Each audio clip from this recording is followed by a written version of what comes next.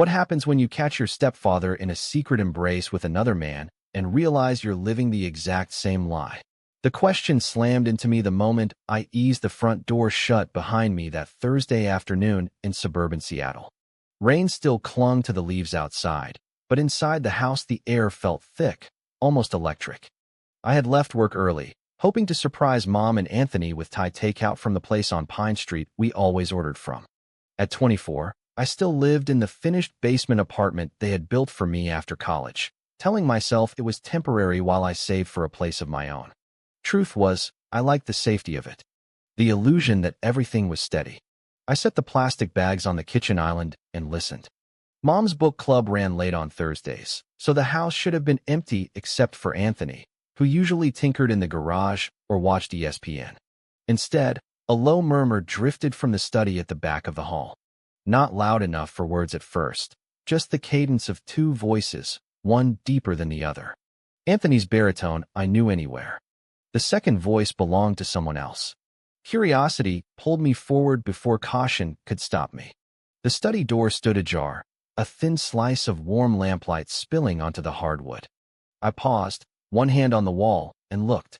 Anthony stood near the window, broad shoulders filling out the same blue button-down he had worn to my high school graduation. His arms were around another man, tall and dark-haired, someone I half recognized from old photo albums. Anthony's college roommate, David. They were not kissing, not in the way movies show, but the embrace was unmistakable, intimate, protective. David's forehead rested against Anthony's, and Anthony's hand rested at the small of his back as if steadying him through something heavy. The words that reached me were soft, broken. I can't keep pretending, Tony. Not anymore. My stomach dropped like I had missed a step on the stairs. I backed away without a sound, slipped out the side door, and drove until the city lights blurred. The takeout sat cold on the passenger seat. All I could think about was the way Anthony had smiled at me last weekend when I came home late from a date with a girl I didn't even like, clapping me on the shoulder and saying, "Proud of you, kid." That same shoulder had just held another man. I had my own secret, of course. The one I buried so deep it sometimes felt like another person living under my skin. I had known since I was 15. The summer I realized the way my pulse jumped when the lifeguard at the community pool walked past.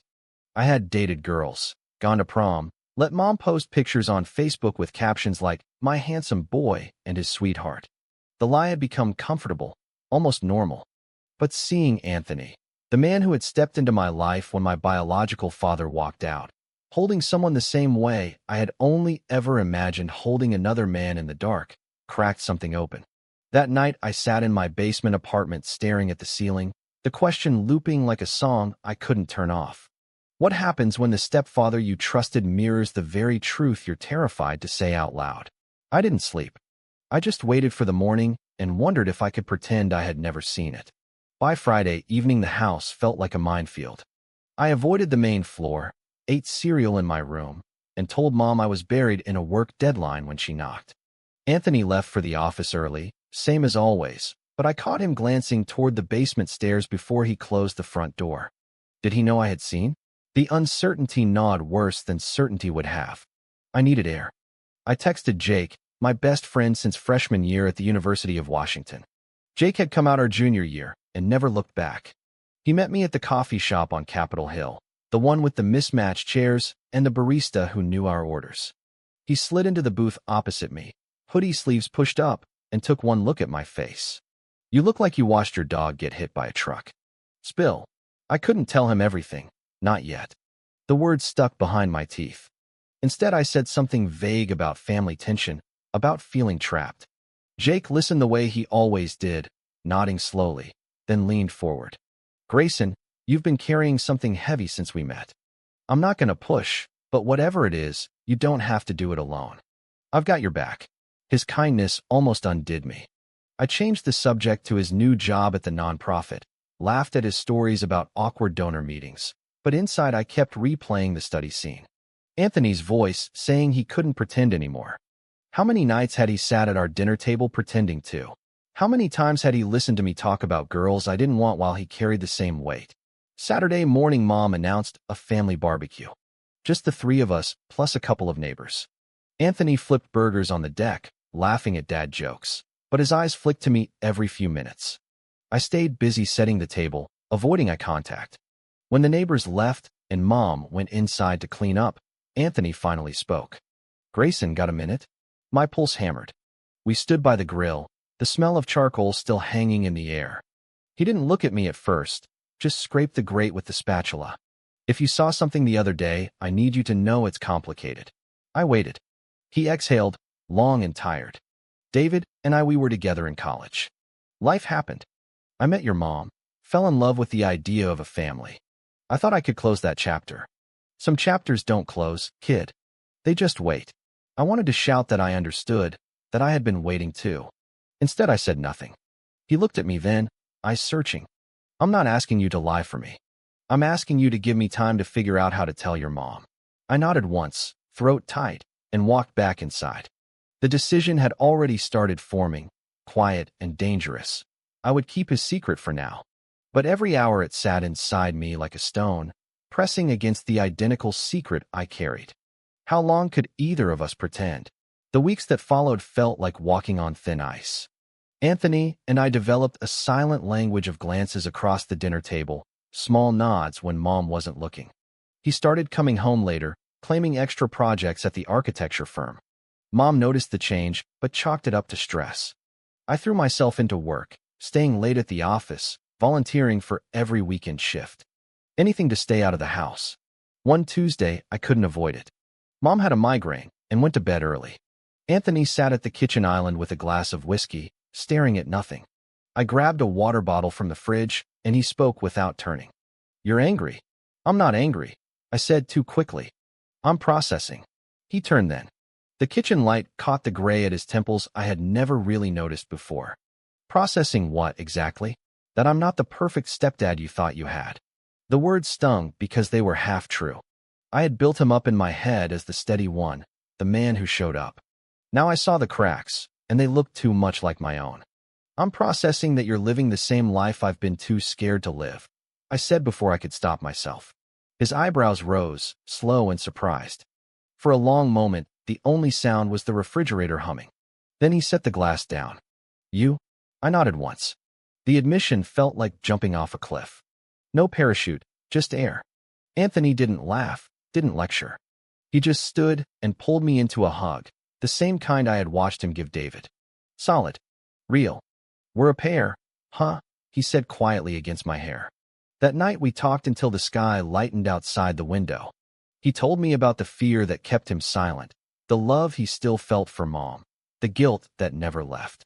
I told him about the dates that felt like performances, the nights I lay awake wondering if I would ever be brave enough. When I finally went downstairs, I felt lighter and heavier at the same time. The secret was shared now, but the decision loomed larger. How long could we both carry it before it broke something we couldn't fix? Mom found out on a rainy Sunday in October. Not because we told her, because secrets have a way of leaking around the edges. She had come home early from a weekend conference and found Anthony's phone on the counter, screen still open to a text from David. "Thinking about what we talked about. You deserve to be happy too." The shouting started in the living room and spilled into every corner of the house. I stood on the basement stairs listening, hard in my throat. Mom's voice cracked with betrayal, not just about the other man, but about the years of pretending. Anthony tried to explain, voice low and steady at first, then breaking when she asked if he had ever really loved her. He said yes, and I believed him, but love wasn't the only truth in the room. When Mom turned and saw me standing there, her eyes widened. "Did you know?" The question hung between us. I could have lied. I could have protected Anthony the way he had asked me to. Instead, I nodded. I knew. The silence that followed felt louder than the shouting. Mom looked at both of us like strangers, then walked upstairs and closed the bedroom door. Anthony sank onto the couch, head in his hands. I sat beside him, unsure what to say. The decision I had made weeks ago, to keep quiet, had just exploded in our faces. The family I thought was solid was fracturing, and I had helped hold the hammer. That night, I packed a bag. Mom didn't come down. Anthony helped me carry it to the car, his face drawn. "This isn't your fault," he said. "Maybe not," I answered. "But I'm part of it now." I drove to Jake's apartment on Capitol Hill, and crashed on his couch. For the first time in my life, I didn't feel like I was hiding. I just felt lost.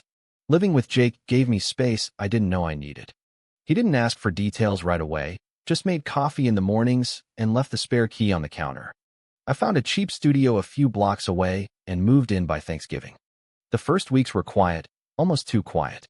No family dinners, no texts from Mom asking what time I'd be home. Anthony sent occasional messages, checking in, never pushing. I answered short and polite. Work became my anchor. I threw myself into a new campaign at the firm, staying late, coming in early. One evening, a colleague named Marcus lingered at my desk. He was 28, easy smile, sleeves rolled up like he had just come from the gym. We talked about the project, then about nothing, then about everything. When he asked if I wanted to grab a beer after work, I said yes without overthinking it for the first time. The bar was loud and warm. Marcus listened the way Jake did, but something else flickered between us, careful and new. I didn't tell him about Anthony or Mom or the fracture at home. I just let myself sit across from another man and feel seen. When he walked me to my studio that night and paused under the streetlight, the moment stretched. He didn't kiss me. He just touched my shoulder and said, "I'd like to do this again." For the first time, the secret didn't feel like a weight. It felt like possibility. Christmas came and went without a family gathering. Mom sent a card with a gift card and a short note. "I need time." Anthony called on New Year's Eve. His voice sounded older. I told David I'm trying to figure things out. "Your mom and I are in counseling. It's messy, but we're talking." I told him I was proud of him. He laughed, soft and tired. "Funny. I was going to say the same to you." The months blurred. I started seeing Marcus regularly, nothing rushed, just long walks and late-night talks that made the world feel bigger. Jake teased me about the dopey smile I wore whenever Marcus texted. Slowly, carefully, I was building something honest. But the rift at home still ached like a bruise that wouldn't fade. Spring brought the turning point. Mom called on a Tuesday in April, voice steadier than I had heard in months. "I'd like to see you. Just you and me first." We met at the same coffee shop where I had sat with Jake all those months ago. She looked thinner, but not broken. She told me about the counseling, about learning that Anthony's love for her had been real, even if incomplete. She told me she was angry, hurt, but she was choosing to understand rather than destroy what was left. Then she asked the question I had dreaded. "Did you keep his secret because you were protecting him, or because you understood?" I swallowed hard and told her everything. The years of pretending, the fear, the way seeing Anthony had forced me to look at myself. She cried, but she didn't pull away. She reached across the table and took my hand. "I wish you had told me sooner. I wish we all had." That weekend, the four of us sat in the living room, the same room where the shouting had started. Anthony looked at Mom with quiet gratitude. Mom looked at me with new eyes. I looked at all of them and felt the pieces shifting, not back to the old shape, but into something different, something real. David wasn't there, but Anthony spoke about him openly for the first time. Marcus waited outside in his car, giving us space. When the conversation finally wound down, Mom hugged me tight and whispered, "I'm proud of the man you're becoming." Later that night, Anthony walked me to the door. "You started all this, you know," he said. By seeing me and refusing to look away. I shook my head. We both did. I drove home to my studio, Marcus waiting with takeout and a quiet smile. The family hadn't healed perfectly, but the rift had become a bridge, narrow and still under construction, yet strong enough to hold us. For the first time, I wasn't living the same lie. I was living my truth, and so was Anthony. The decision that had shattered us had also, against every odd, begun to rebuild something better. In reflecting on this journey, it becomes clear that secrets kept out of fear can fracture the very bonds they aim to protect. Yet facing them with honesty opens doors to deeper understanding and unexpected strength. The lesson woven through every choice and consequence is simple yet profound. Authenticity, though painful at first, ultimately frees both ourselves and those we love. My gentle advice is this: speak your truth when you're ready, but speak it, because the silence we choose today may cost the relationships we cherish tomorrow. Healing isn't guaranteed to look like it did before, but it can still be whole.